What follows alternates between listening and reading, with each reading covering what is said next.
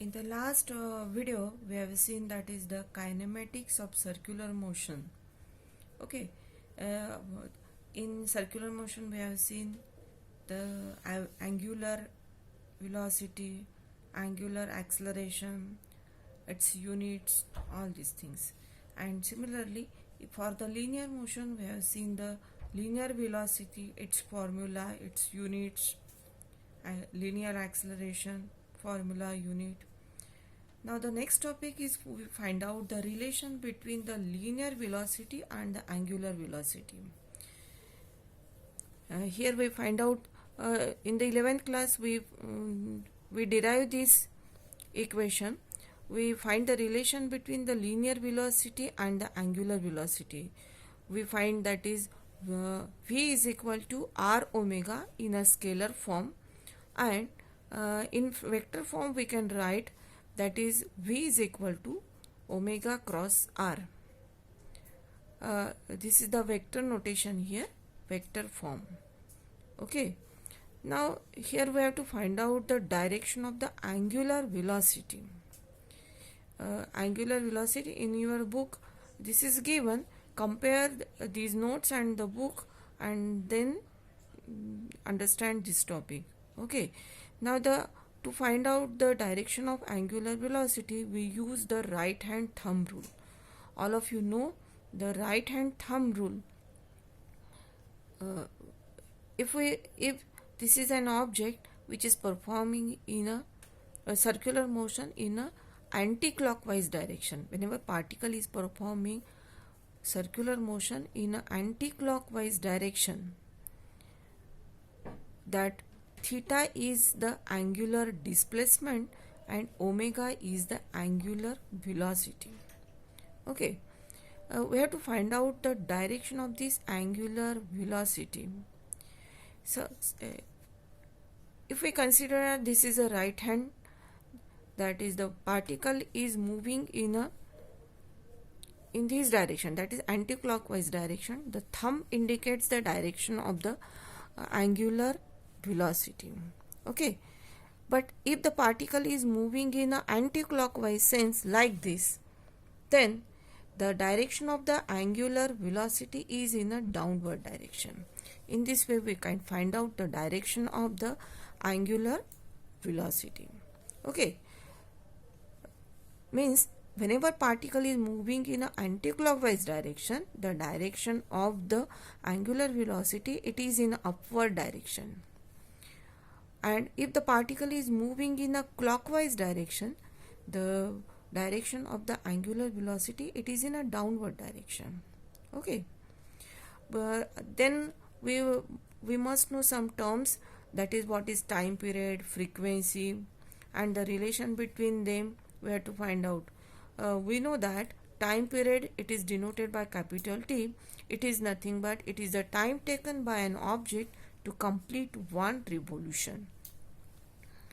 And frequency means what? It is the number of revolutions completed by an object in 1 second.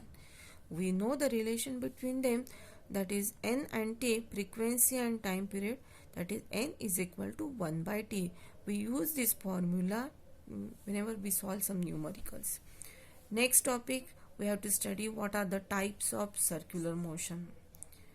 There are two types of circular motion, that is uniform circular motion and non-uniform circular motion. First one, that is uniform circular motion. If an object performing circular motion with constant speed, then it is called as a uniform circular motion. For example, if an object is revolving in a circular path, okay, at this point suppose the speed is 10 meter per second, it is performing like this. Whenever it comes here, it's below, if the speed is again 10 meter per second, if it comes here, its speed is 10 meter per second, means speed constant, but the velocity changes. because it is performing circular motion. Means whenever velocity changes, body is accelerated. In a uniform circular motion, there is one acceleration is there, and that acceleration is called as a centripetal acceleration or the radial acceleration. Why it is called as a centripetal acceleration? Because its direction is towards the center of the circular path. Okay, this is AR is it is in a vector notation, but its direction is towards the center. In 11th class, we have again find the relation for the centripetal acceleration. AR is equal to omega square R. Here we know that V is equal to R omega. So V upon R, it is equal to omega. If we substitute this in this equation, that is centripetal or the radial acceleration AR is equal to what? V square upon R square into R. R cancels, so V square upon R. So in a scalar form, we can write AR is equal to omega square upon R, or AR is equal to V square upon R. In a vector form, we can write centripetal acceleration is equal to minus omega square R, where R is a position vector. I think all of you know what is the position vector. Suppose this is a circular path. This is the center of a circular path, and an object is revolving in a circular path. O is the center, A is the position of the object. Then the vector which is joining the center and the position of the object, it is called as a position vector. Okay, and it is denoted by radius R, vector R. So centripetal acceleration AR is equal to minus omega square R, means uniform circular motion. Here it is the speed remains constant and one acceleration is there, that is centripetal acceleration. Okay, for example uniform circular motion का example ले सकते हैं आप. Whenever earth is revolving round the sun, that is the uniform circular motion. Now another example is of the non-uniform circular motion. Non-uniform circular motion means what? If the speed is changing during circular motion, then it is called as a non-uniform circular motion. For example, whenever we start fan अगर आपने on किया, so what happened? Its speed increases. Initially suppose it is 10 meter per second, after some time it is 20 meter per second, then 30 meter per second. Means what? Its speed changes. Speed changes. Speed अगर change हो रही तो उसके angular velocity again changes. Okay, according to the speed, there are three types of acceleration in a non-uniform circular motion.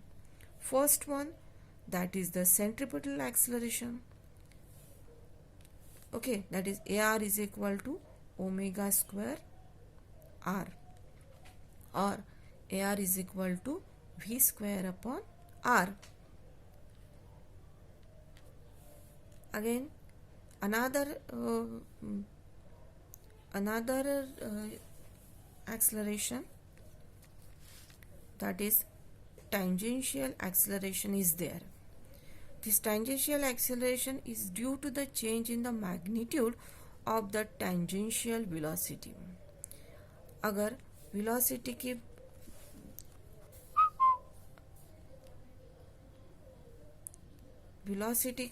magnitude अगर change हो रही, magnitude of velocity is nothing but the speed. If speed changes हो रही, तो another tangential acceleration is there, that it is denoted by AT, which is in the direction of the velocity. AR is in towards the center, at is in the direction of the velocity. Okay, whenever fan is on like this, the direction of at is in the direction of the velocity. But if we fan अगर off हो गया है तो उसकी speed क्या हो जाएगी, कम होती जाएगी. पहले अगर 30 मीटर पर सेकेंड है, फिर 20, फिर after some time it will comes 10 meter per second. Whenever speed decreases at that time the direction of tangential acceleration is opposite to the direction of velocity. Okay, and the third acceleration is there, that is angular acceleration, which is denoted by alpha. This alpha is due to the change in the magnitude of angular velocity. Now the direction of alpha we can find out here. Whenever speed increases,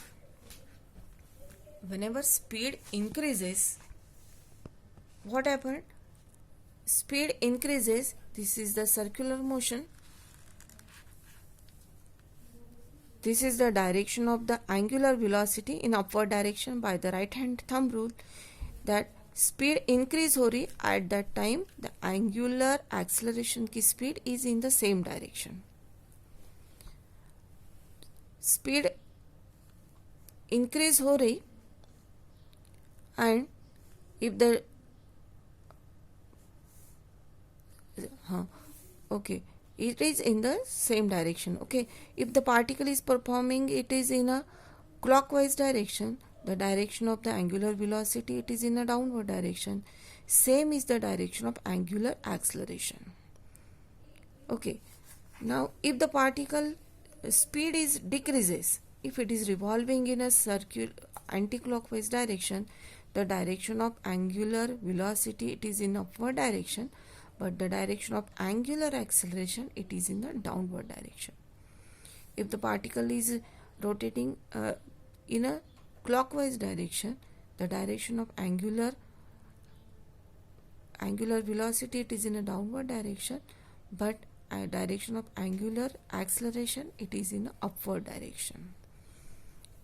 Okay, is it clear to you? In short, we can write here types of acceleration in circular motion. We know that there are two types of circular motion, that is uniform and the non-uniform circular motion. In uniform circular motion, there is only one acceleration, that is centripetal acceleration, and this is due to the change in the direction of the velocity. But in a non-uniform acceleration, there are three types of acceleration, that is centripetal acceleration, tangential acceleration, and angular acceleration. Centripetal acceleration, tangential acceleration, and angular acceleration. Okay, this tangential acceleration is due to the change in the magnitude of tangential velocity, and angular acceleration, it is due to the change in the angular speed omega. Okay,